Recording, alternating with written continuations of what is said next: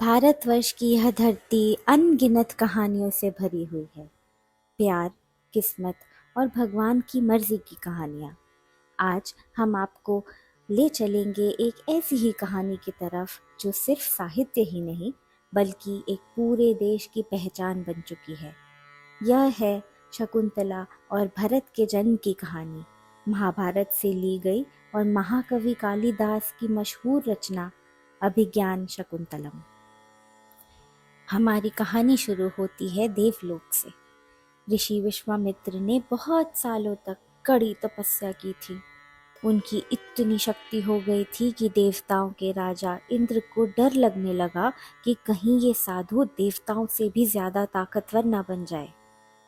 तब इंद्र ने मेनका को भेजा, स्वर्ग की सबसे सुंदर अप्सरा।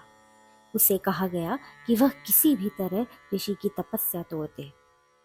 मेनका धरती पर आई, जहाँ विश्वामित्र मालिनी नदी के किनारे ध्यान में बैठे थे। मेनका ने नृत्य शुरू किया। ऋषि ने आंखें खोली और जैसे ही उन्होंने मेनका को देखा, उनके मन में मेनका के लिए प्रेम भाव उत्पन्न हुआ। कुछ समय बाद उनके प्रेम से एक प्यारी सी बेटी का जन्म हुआ। अब मेनका का धरती पर आने का उद्देश्य पूरा हो चुका था। इसीलिए कुछ समय बाद मेनका वापस स्वर्ग लौट गई।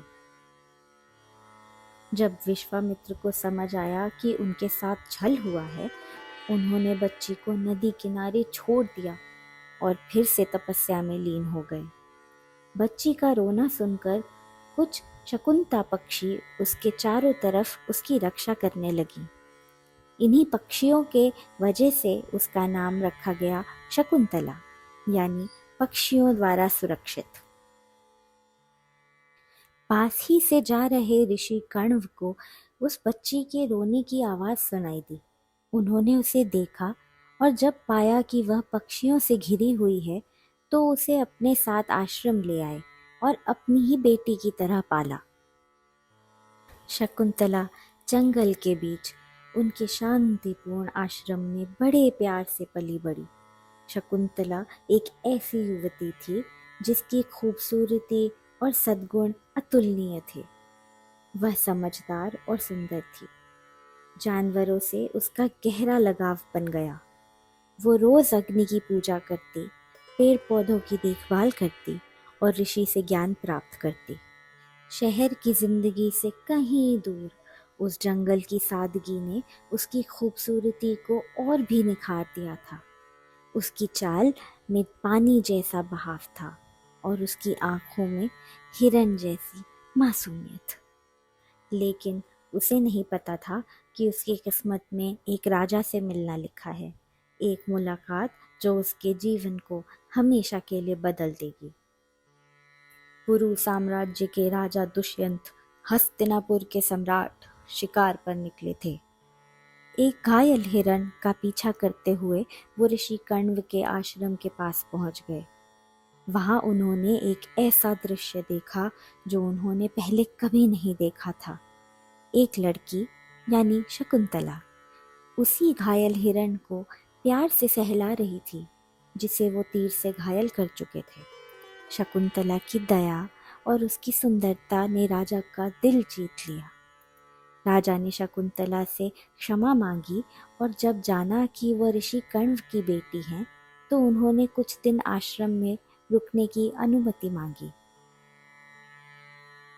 इन दिनों में शकुंतला और दुष्यंत को एक दूसरे से प्रेम हो गया। ऋषि कण्व उस समय यात्रा पर थे, तो दोनों ने गंधर्व विवाह कर लिया, यानी आपसी रजामंदी और बिना किसी रस्म का विवाह। जाते समय राजा ने शकुंतला को अपनी एक अंगूठी दी, एक वादा, एक निशानी कि वो उसे जल्द ही अपने महल बुलाएंगे। राजा के जाने के बाद शकुंतला दिन रात उन्हीं की यादों में खोई रहती। एक दिन एक मशहूर तपस्वी ऋषि दुर्वासा शकुंतला के आश्रम आए। शकुंतला दुष्यंत के ध्यान में इतनी खोई हुई थी कि उन्हें देख ही नहीं पाई। ना तो स्वागत किया, ना कोई आदर दिखाया। ऋषि दुर्वासा को गुस्सा आ गया। उन्होंने शकुंतला को श्राप दे दिया। जिस इंसान को तुम याद कर रही हो वो तुम्हें पूरी तरह भूल जाएगा। शकुंतला ने रोकर माफी मांगी तो ऋषि ने श्राप को थोड़ा नरम किया। वो तुम्हें दी गई निशानी को देखेगा तब उसे सब याद आ जाएगा। इस सब से अनजान शकुंतला को पता चला कि वह माँ बनने वाली है। जब ऋषि कर्ण लौटे और सच्चाई जानी तो उन्होंने कहा कि शकुंतला को अब राजमहल दुष्यंत के पास जाना चाहिए। मगर सफर में एक हादसा हो गया। नदी पार करते समय शकुंतला की उंगली से वह अंगूठी फिसल गई और पानी में कहीं खो गई। जब शकुंतला राजा के दरबार पहुंची तो उसे उम्मीद थी कि राजा उसे देखकर खुश होंगे, मगर श्राप के असर से राजा ने उसे पहचाना ही नहीं। अंगूठी के ना होने की वजह से शकुंतला के शब्दों को एक चालाक और दुष्ट महिला के झूठ के रूप में नकार दिया गया। मैंने तुम्हें कभी देखा तक नहीं, राजा ने कहा। तुम्हारी हिम्मत कैसे हुई खुद को मेरी पत्नी कहने की? शकुंतला का दिल टूट गया। उसने ये प्रभावशाली शब्द बोले, जमीन फट सकती है, आसमान गिर सकता है, लेकिन सच्चाई कभी नहीं बदलती।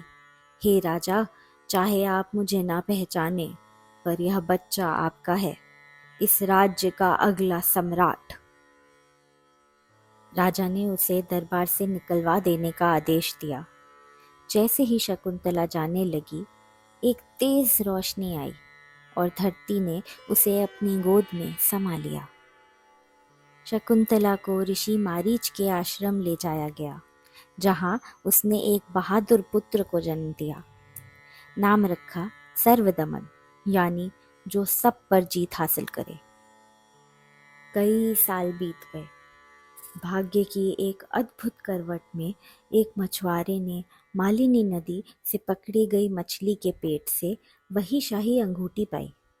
अंगूठी देखते ही वह शाही प्रतीक को पहचान गया और तुरंत ही उस अंगूठी को राजा के पास ले गया। जैसे ही राजा ने अंगूठी देखी, उन्हें सब याद आ गया। शकुंतला, उसका प्यार, उसका वादा। वो पछतावे से भर गए और शकुंतला को ढूंढने निकल पड़े। उधर ऋषि मारीच के आश्रम में सर्वदमन बड़ा हो गया था। वो शेर के बच्चों से खेलता, बाघ के दांत गिनता। उसमें एक सच्चे राजा की पहचान थी। दुष्यंत जब वहां पहुंचे तो उन्होंने देखा कि एक बच्चा शेर का मुंह खोलकर उसके दांत गिन रहा है। राजा को उसी वक्त एहसास हो गया, ये मेरा बेटा है। शकुंतला से मुलाकात हुई, आंसू बह निकले और सालों बाद एक टूटा हुआ परिवार फिर से जुड़ गया। वे सब हस्तिनापुर में हंसी खुशी रहने लगे। बच्चे का शाही नाम रखा गया, भरत, जिसे प्यार और संरक्षण मिला हो।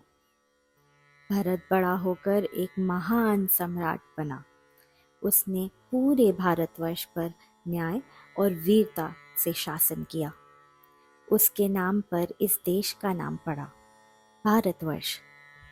उसी के वंश में आगे चलकर कुरु और पांडव जैसे महायोद्धा जन्मे, जिनकी कहानी महाभारत का मुख्य भाग बनी। शकुंतला और भरत की कहानी हमें यह याद दिलाती है कि सच चाहे कुछ देर छुप जाए, पर सामने जरूर आता है। यह हमें दिखाती है कि कैसे इंसानी जिंदगी में दिव्य शक्ति काम करती है, कैसे जंगल की गहराई में पैदा हुआ एक बच्चा पूरी दुनिया का बादशाह बनता है और एक महान सभ्यता को जन्म देता है। आज जब हम अपने प्यारे हिंदुस्तान या भारत को देखते हैं तो हमारा दिल गर्व से भर जाता है, क्योंकि हमारे देश के नाम में ही बसी है उस अमर कहानी की गूंज, प्रेम की, वियोग की और अंत में मिलन की, विजय की। यही है हमारे भारत की असली पहचान।